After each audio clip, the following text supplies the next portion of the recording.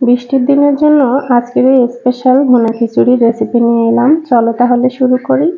তেল গরম হলে আলু কুচি এবং মিষ্টি কুমড়া কুচি সুন্দর করে ভেজে নিয়েছি হালকা লালচে করে, এবং তারপর ভেজে নিচ্ছি পেঁয়াজ রসুন এবং ছোট ছোট করে টুকরো করে রাখা কয়েক টুকরো আদা, সাথে দিয়ে দিচ্ছি পরিমাণ মতো লবণ এবং হলুদ।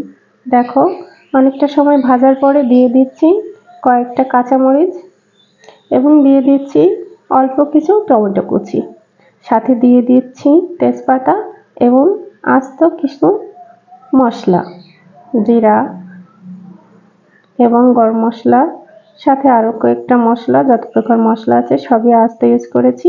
সেই সাথে দিয়ে দিয়েছি গরুর চর্বি। আমি আজকে ভুনা খিচুড়িটা গরুর চর্বি দিয়ে করব। ছোট ছোট করে টুকরো করে এভাবে চর্বিগুলো কেটে দিয়েছিলাম। সামান্য ভেজে নিয়ে আমি এবার সাথে আগে থেকে ভেজে রাখা মিষ্টি কুমড়া এবং আলুগুলো অ্যাড করে দিয়েছি।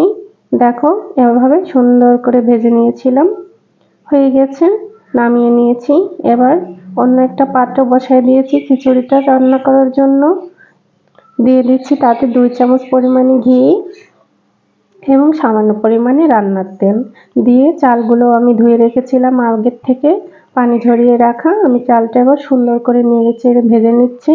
দেখো, এভাবে চালটা যখন অনেকটা ভাজা হয়ে যাবে সেই সময়টা দিয়ে দিচ্ছি আমার আগে থেকে ভিজিয়ে রাখা মুসুরির ডাল। মুসুরির ডালটা দিয়ে অল্প সময় নেড়ে চেড়ে এবার আমি রান্নার পানি দিয়ে দিব। যে পরিমাণ চাল নিয়েছিলাম তার দ্বিগুণের থেকে একটু বেশি পানি দিব। বাসায় তৈরি চাল একটু পানিটা বেশি লাগে, এজন্য সামান্য পরিমাণে বেশি পানি নেব। আগে থেকে ফুটিয়ে রেখেছিলাম পানি, এবং সেই সাথে দিয়ে দিচ্ছি পরিমাণ মতো লবণ এবং হলুদ। কিছুটা সময় এভাবে ফুটতে থাকলে যখন পানিটা কিছুটা শুকিয়ে আসবে সেই সময় দিয়ে দিচ্ছি আগে থেকে ভেজে রাখা সবগুলো উপকরণ।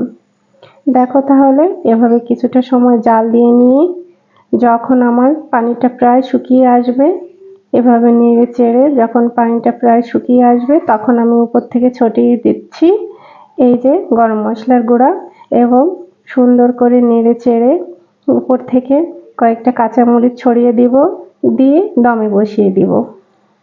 ছিদ্রটা আমি আটকে দিচ্ছি কাপড় দিয়ে। হয়ে গিয়েছে, ব্যাস। এবার পরিবেশন করে দেখাচ্ছি।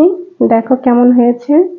তো যদি খিচুড়িটা তোমাদের ভালো লাগে তাহলে অবশ্যই লাইক, কমেন্ট এবং শেয়ার করবে, আর চ্যানেলটিকে অবশ্যই সাবস্ক্রাইব করবে, এবং ফেসবুক থেকে দেখলে অবশ্যই ফলো দিয়ে পাশে থাকবে। ধন্যবাদ, ভালো থেকো সবাই। আল্লাহ হাফেজ।